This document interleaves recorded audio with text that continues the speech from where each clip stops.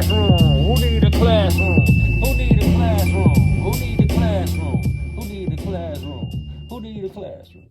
Maybe that's the intro song. I don't know. How y'all doing? Welcome to another edition of Who Needs a Classroom? This is, I guess, our quarantine edition, maybe, however you want to look at that. Wearing a mask because you should be wearing a mask out there. I'm in the house, so I'm going to take mine off, but if you leave your house, you should wear a mask, for real. Last time we talked a lot about the curve. The curve has shown signs of potentially flattening, but if we rush to go back, we would let our knowledge of history deceive us, potentially, because the pandemic of about 100 years ago had a huge second wave. And so if we have this kind of plateau, but then a bump back up or an extended plateau period type thing, that's not going to be an ideal look. So wear your mask when you have to go out. If you have to go out, if it's not necessary to go out, stay at home. So those who do have to work and are essential workers, I thank you. I salute you. We appreciate your service to this country and keeping the wheels running at the slower speed that they are now moving at. I have family members in the same role, so they have to go to work and have to wear a mask. So it's real out there. So thank you to folks like that. Also, thank you to the parents out there. This is the role I get to play, is homeschooling my child while I attempt to keep life moving in a normal fashion. So salute to all the parents doing that. Be patient with yourself. Some of you are not teachers by trade or naturally, and it will test your patience. So please be patient with yourself and with your family. And if you don't get to the 5th assignment somehow, but you get through the day and they know that you love them, and vice versa, and y'all realize this is a crazy time, but you just handle it, that's okay too. So sometimes you gotta do what you gotta do to get through it. Anyways, I didn't want to go full tilt on infectious disease, partly because that's not my forte.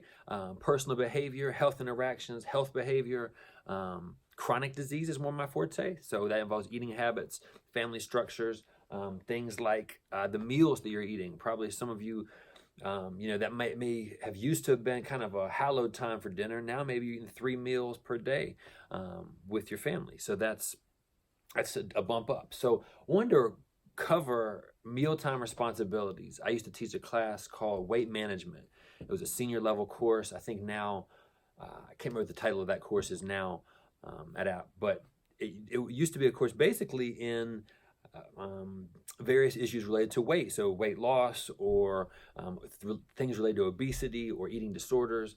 But family structure is key to that. So when you have mealtime, when you sit down for breakfast or lunch or for dinner, or if you don't sit down for that, if you keep it on the go, or if you always order out, what happens there? So let's go over some basics. These really help to clarify some things in family structure. If you're just solo and there's not a kid situation, you may have to kind of modify some of this information for you because you're handling both roles. But when you're in the house and you have a 9-year-old like I do, I have roles, he has roles. So let's get into these roles. Very simple. First one here. What? Parents, you choose what to buy. So if you don't want them wanting Oreos out of your cupboard, don't buy the Oreos. That's real simple. That one makes, I think, a lot of sense to a lot of folks, is what is available. So if you know they do like pasta, make some pasta sometimes. But if you know you need to expand their vegetables, find a way to do that too. So you provide the what. You also provide the when. What time is breakfast available? What time is it? Is the kitchen closed at night? That type of thing. What and when are some key ones there.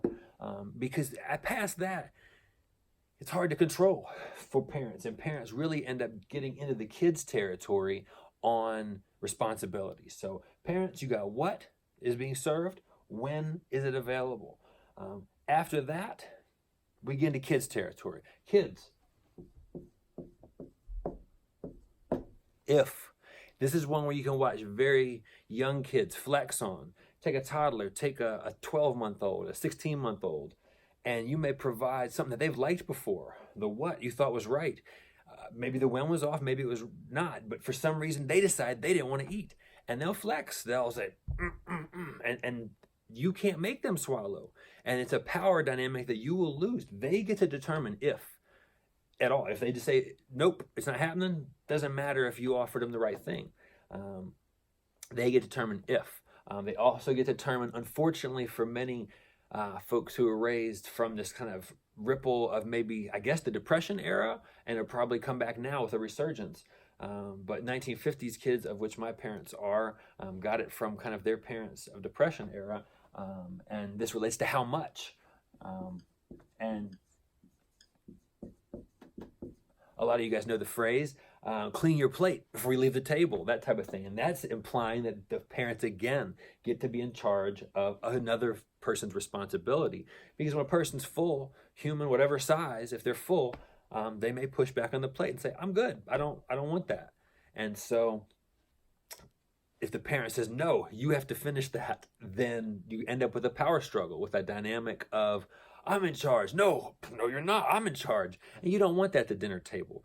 Remember, this is mealtime. This is breakfast. This might be, again, when kids were in school, as they're out right now. But even in this case, it's more important. You're at home.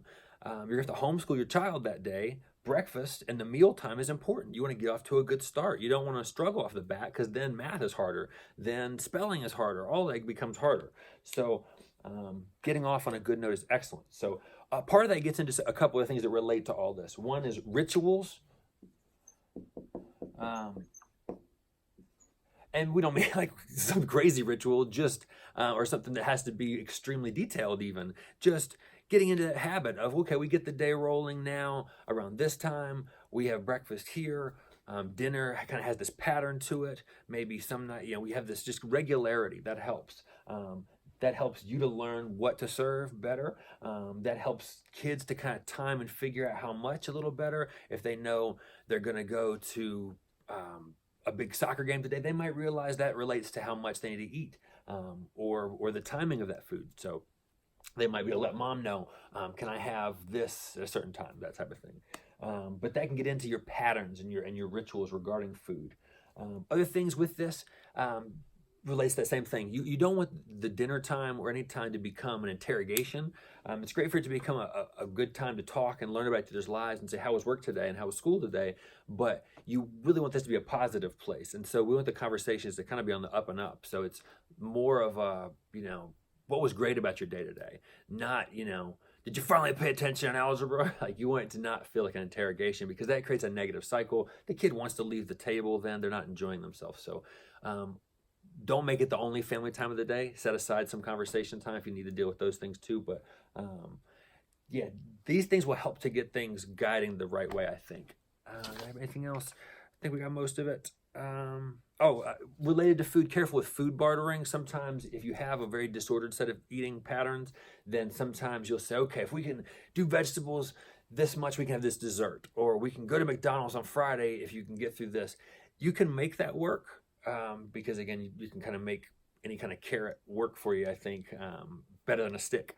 So it'll have some effectiveness, but you don't always want to have this be this trade, because then that kind of gets to implying that you're on a diet, or that you only eat this way for a certain amount of time and then you're going to splurge. You don't have too much of that. You want to kind of have this continuity and consistency. That really helps with eating patterns for most humans. So real simple, parents, what, when, kids, if, and how much. It will really help most humans and families if they kind of understand and assess those roles. Thank you again. Be sure to wear your mask as you are out and about, as you are hopefully finding a way to healthily shop for your home groceries in a safe way, if at all possible. We'll talk some more about some of the other things related to public health in America right now, some of the messaging and ridiculous mismessaging and misinformation that's coming out from the White House and from the top kind of mouths that should be a voice of reassurance, that should be something totally different, are getting tangled up and creating this unrest and lack of clarity for the public. So we'll get into talking about that messaging in a later episode. But for now, some family stuff. Hopefully it's useful for you at the dinner table. Thank you for checking out this next episode. Subscribe down below. Hit that subscribe button and whatnot. Check out some of the previous episodes. Who Needs a Classroom? We all do, right? I taught, what did I teach? 3rd grade math today? I mean, so, you got to put on a new hat sometimes. So it's okay to learn. So Hope you are doing well. Thank you kindly, and thank you for whatever contributions you're giving to this current 2020 version of the American Dream, because it's being tested, and I'm sure many of you out there are affirming your own medals, so to speak, because a lot of folks are stretched thin. So thank you, each and every one of you who check this out, for what you do every day to help those around you. Thank y'all. Peace and love.